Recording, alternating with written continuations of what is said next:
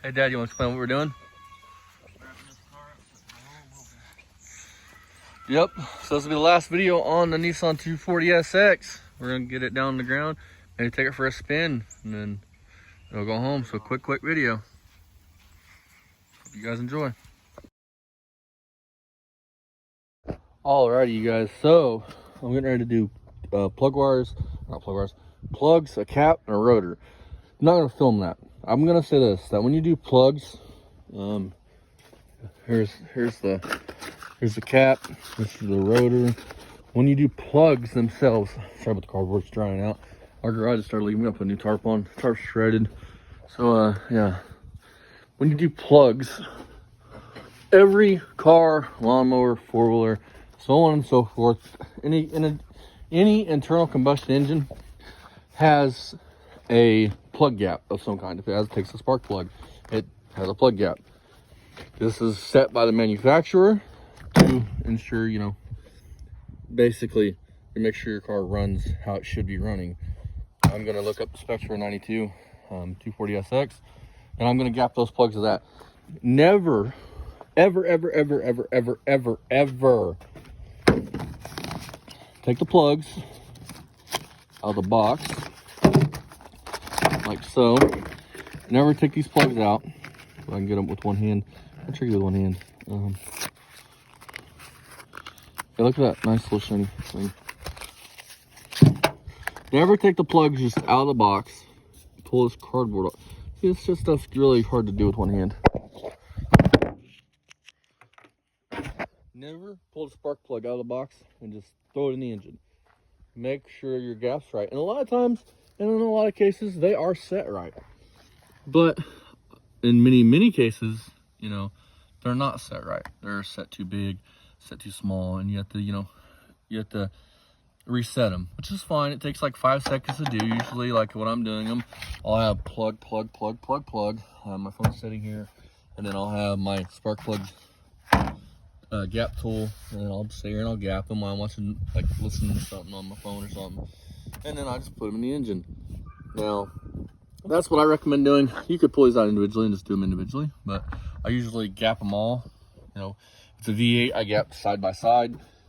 I don't just pull all the plugs out of both sides and just do it side by side. But on something like a fucking 4-cylinder, simple enough. You just set your 4 plugs up and you gap them. All right, I'll bring you guys back when it's done. Again, here's a new cap, new rotor. You can get the drop out of that box. Anyways, you guys see a new rotor. Bring you guys back when it's done. Alrighty, fellas, so welcome back. All the plugs are gapped. I don't have a plug socket, so I'm hoping this was just a regular socket. I got a plug socket, but I'm too fucking lazy to go in there and look for it. Now, if I have to look for it, I will. But most of the time, you can use a regular socket. Just shh. Don't break the porcelain.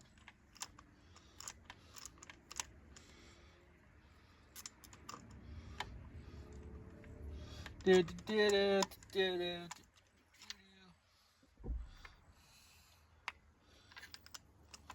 go grab a magnet.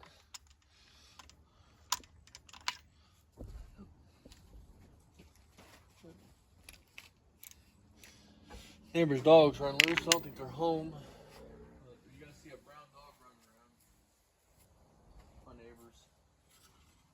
He might be a pretty good dog though.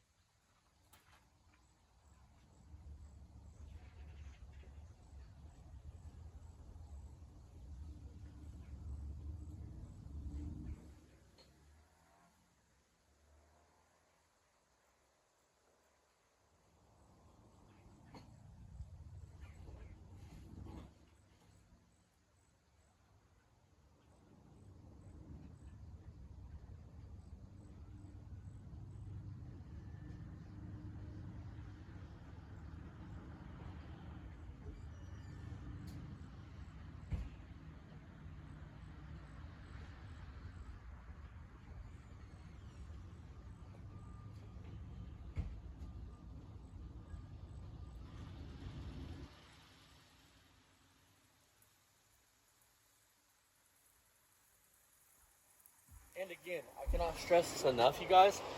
Make sure you gap your plugs. Yeah, look at this plug. Plug is fucked.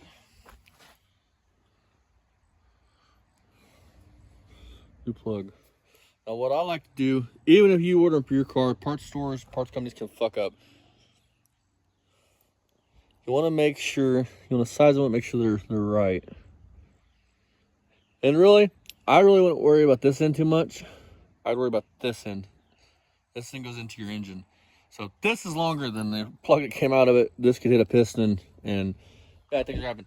Dad actually fucked up a dirt bike one time when he was a little kid, because he didn't know no better, and put a longer, this end was longer on the plug.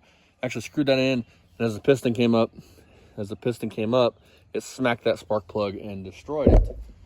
So I want to replace this one. Then we're going to go time lapse. You guys want to replace all 4 of them. I'll show you guys every single one of them. That one is pretty burnt up.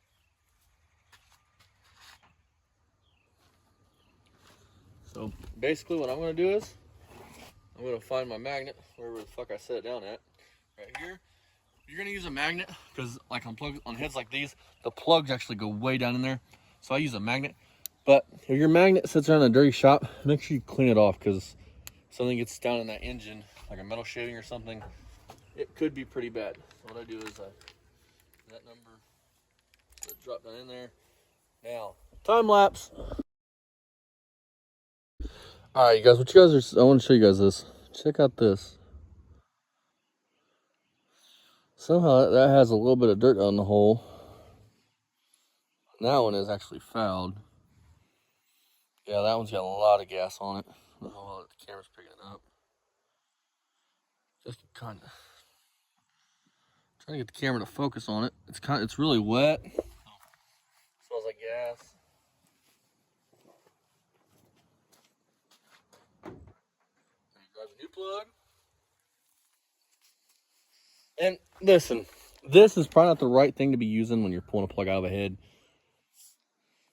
I make sure it's loose for it first, but really, you probably want to use a regular ratchet just in case it's snagged. But he's had these plugs out recently, so I ain't too worried about it.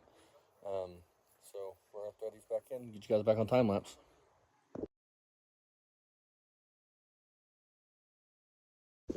Alrighty, guys. So now what we're gonna do is we're gonna do cap, then your rotor button. Really simple. 2 Phillips screws on each side, and there.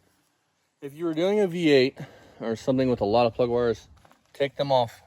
Take your cap off. Take your cap off your engine, and then individually pull them off and put them on your new cap, and then put them on. That way you know where they go on this. You can always figure out where they go actually in the block, like right there. You can always find out where they go there. It gets tricky when you get a V8, especially if you're new to where they go on the cap. So just remember that, you guys. Time lapse time.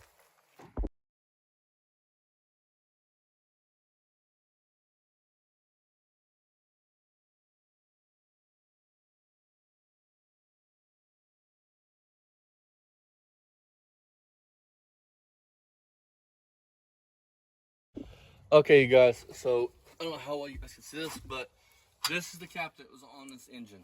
This is the cap that he bought. Now, this cap here that he bought, I don't know how the camera's picking up, is physically larger. It's even taller. Yeah, it's even taller. It puts your mounting bolts that mount to the distributor. It puts the one way far right, like right here on the edge. Don't know how well it's picking up on camera. When I went to put it on, taller than. Look at the difference in the height of it. And I don't know how well it's picking that up, you guys, but they're physically taller. They are different. The rotor button was the same. I don't know. Sure, the rotor button was the same height and shit. Give it back to me. I can double check it. It's still on the distributor. These are things that's what I was doing before that. When I go ahead and try to put it on, was I was making sure that they were the same. I looked at these.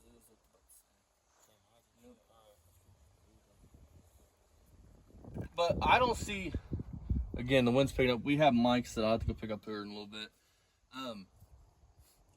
I don't see no difference between the pickups. Our rotors, They slid on just fine, and really they looked new. They didn't look like they had a lot of miles on them, but he wanted this stuff changed out, so he didn't order the right cab. So I'm gonna put this old cap back on it, which it's not horrible. It looks brand new on the inside.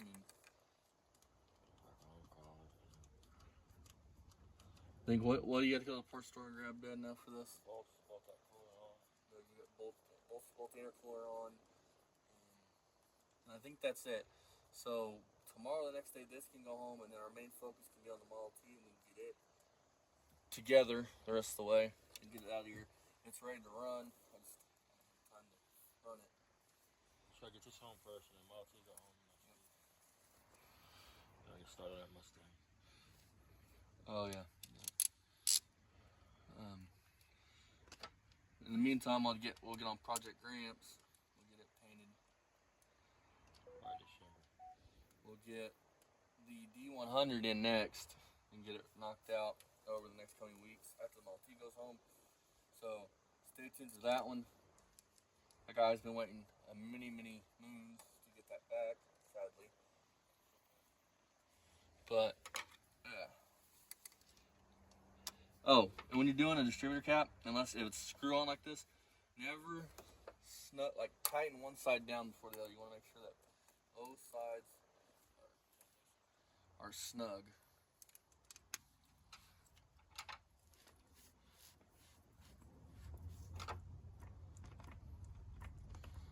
There's something to plug that fucking vacuum on it right there.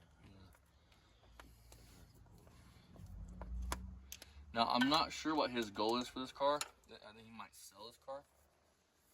Because he sold, I think everything else so far we worked on for him, he has sold. So, he's a willer and niller. So, if any of you guys would be interested in this car, I'm not going to lie, this car has some issues. There's quite a bit of fiberglass and things on body panels that should not be there. So, plus, Yeah. so I could put, if he's gonna sell it, I can always say, hey, this person will be interested in it. I'm sure if he decides to sell it, it'll be on Facebook Marketplace.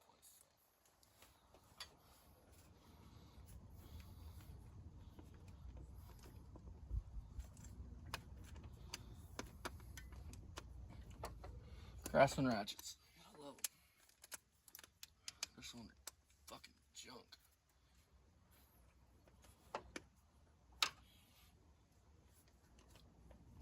I think it's ratchet. It's not doing ratchet, you think. You should be hearing it click when you're spinning it. Well, it's junk. It's probably been froze up 1,000 times to get out the fucking part of the box.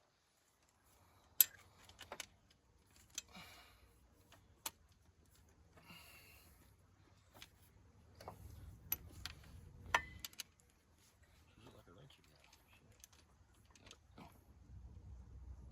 Now, I just snug them down. You don't have to put Bottom one? tons of force on them. Don't have to put tons of force on them or nothing. You just snug it up like so. Wrap these tools up. So it's got new plugs. You guys seen how those were? Your rotor button.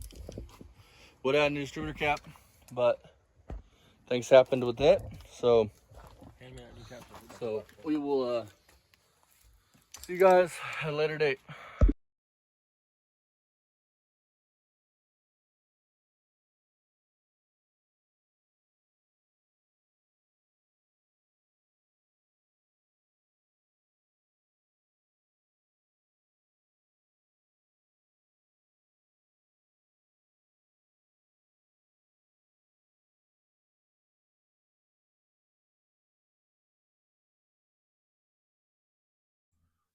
All right, Dad.